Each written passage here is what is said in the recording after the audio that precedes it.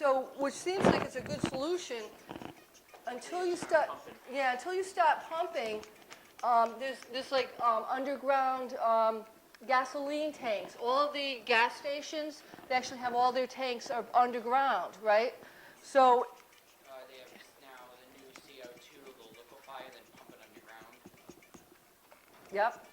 So when you do that, when you're adding something into the ground that shouldn't be there, it really can influence the groundwater. I know they put concrete shells around those too. They're doing a whole, they are having much better restrictions around how those containers are managed.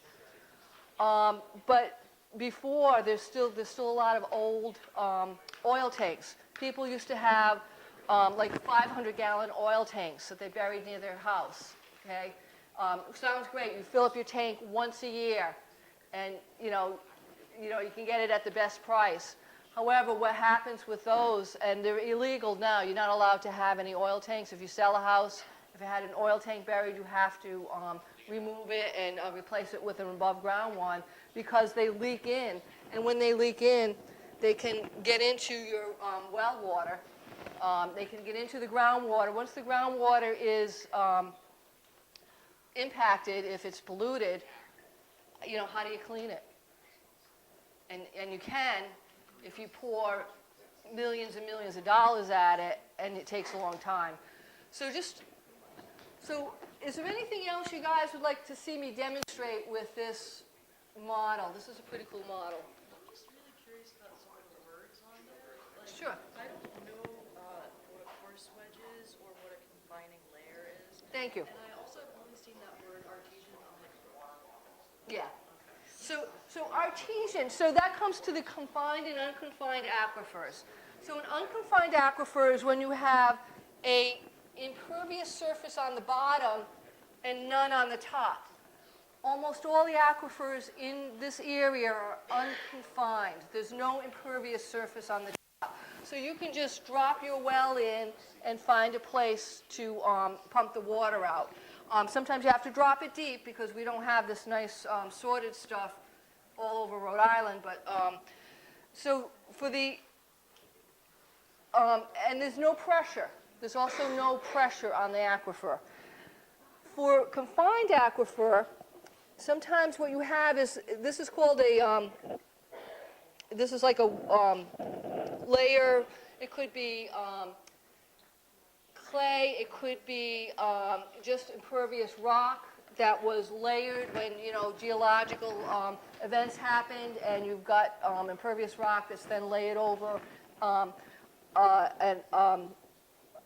a sand or, coarse. Something highly compacted. Yeah, something highly compacted.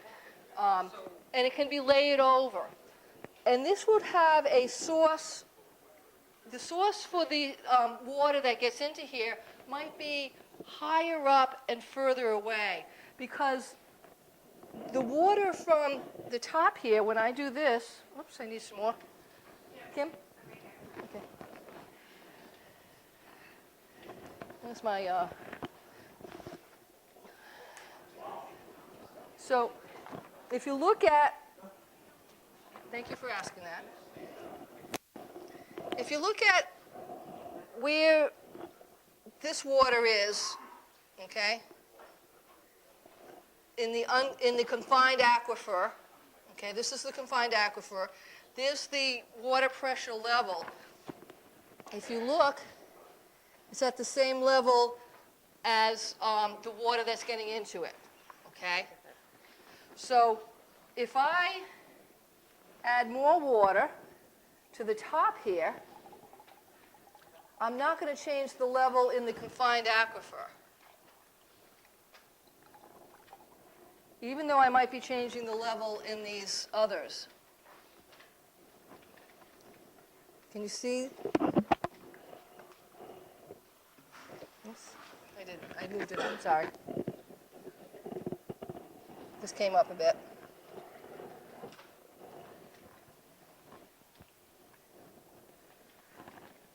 So, yeah, it shouldn't have.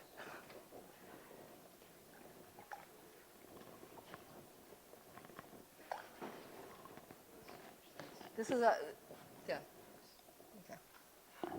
Okay, so I'm putting water in here. The water that I'm putting on top, I'm sorry, is actually coming out over here. And every time I do that, I'm going to raise the level in the unconfined aquifer. Okay, every time I'm adding water to where, let me back up. If I'm adding water, yeah, there's a problem with this model. I'm basically, if I'm adding water on top here, it's coming out of the screens here and going into this, so that's why it keeps going up. But if I were to pump the water, make sure I'm pumping from,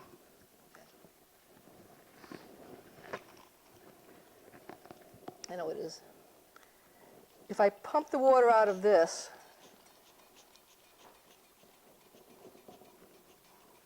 the water is going to go down.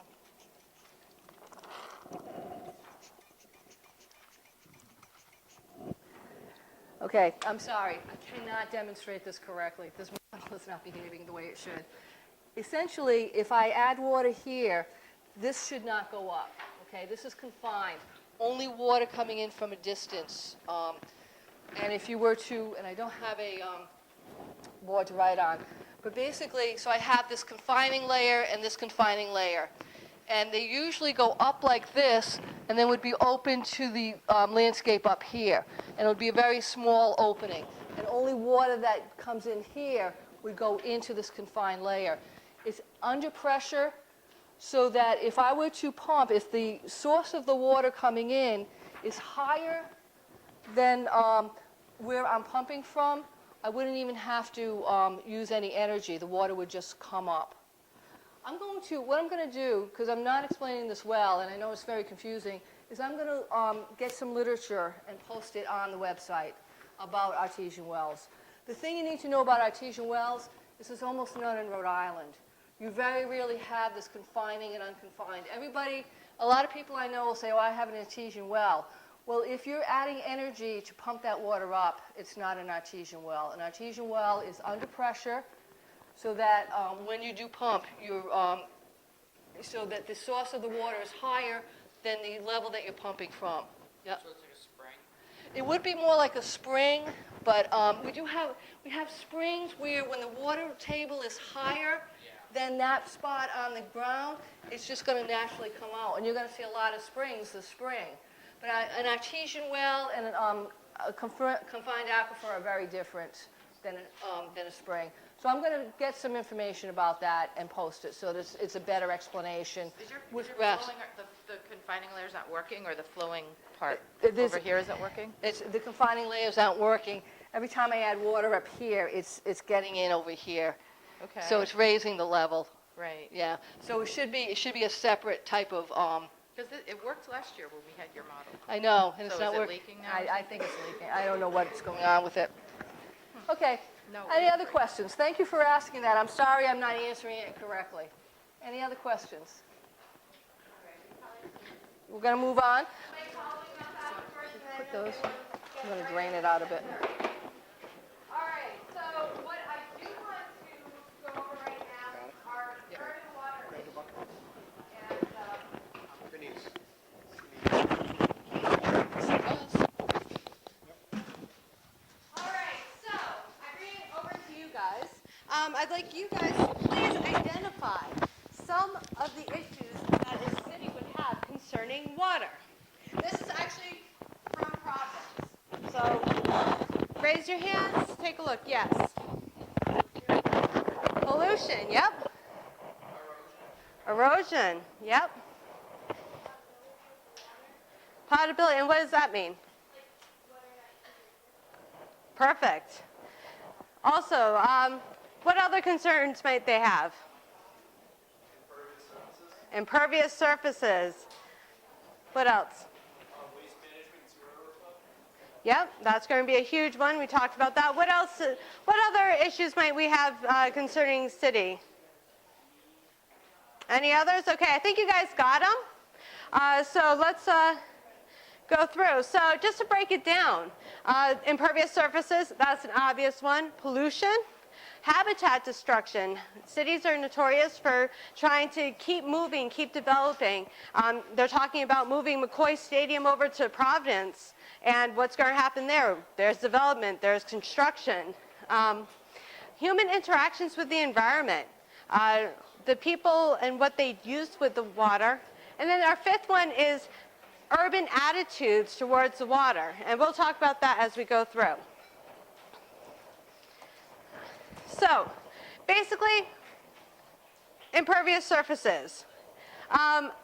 According to watershedcounts.org, and I would encourage everybody to go onto that website and take a look at what your town is and how much impervious surface you have. Because that impervious surface is a direct link to the quality of water available in wells, and available in drinking water, available in your streams for your fish and your other creatures to grow. So in Providence, which I was kind of surprised about this because I expected it to be a lot more, but there's only, I say there's only 37%. It's 37% impervious surface in Providence, which I was really surprised, but then I have to remember, there's a river going right through it, the Woonasquatucket. So, and then Exeter, that's where we are here, that's Stepping Stones Fall, beautiful. But there's 3% impervious surface still, and that's our roads, our dwellings, so on and so forth. I am going to kind of go through this really quickly, so Denise has time to talk about wetlands, because those are really important. But let's talk real quick. What are impervious surfaces? Pretty much they're surfaces that impedes water from infiltrating the ground. So we saw the models that Denise was using, infiltrating the ground. And that includes roads, buildings, driveways, sidewalks. In Boston, they have the subway system. That's impeding water getting underneath the ground, tunnels. And the biggest issues created by these impervious surfaces are stormwater. Where does the stormwater come to? In the east, we are used to having tons of water. We're very lucky, and we've known how to manage it, but we still get a lot of stormwater and stuff, especially in the cities. And then we have to worry about flooding, because basically those storm drains get filled up, that water has no place to go. So just a quick rundown, and I made these slides very much so that you could go through and read over them and remember what I'm talking about. So the runoff enters the water system directly. So all this water is coming and flushing right into our rivers and streams and in Rhode Island. So that Woonasquatucket, we have that stormwater come through, boom, it goes directly into the Woonasquatucket. And as I said before, there is a direct relationship between the amount of impervious surface and the water quality in the rivers. So just to give you a heads up, 10% impervious surface, less than 10% usually means that the stream qualities are somewhat good, and that but they are very susceptible to degradation. If we started turning around, and the Wood-Pawtucket watershed, if you haven't known by now, when we say it's the only watershed, it is our most pristine watershed in Rhode Island, which means that it's the cleanest water, so on and so forth. So if we were to all of a sudden develop that Wood-Pawtucket watershed, that stream system is extremely vulnerable to that degradation, to the erosion, to and the species would be destroyed in that water system. So we don't want to create a whole bunch of roads. We want to have keep this watershed area okay.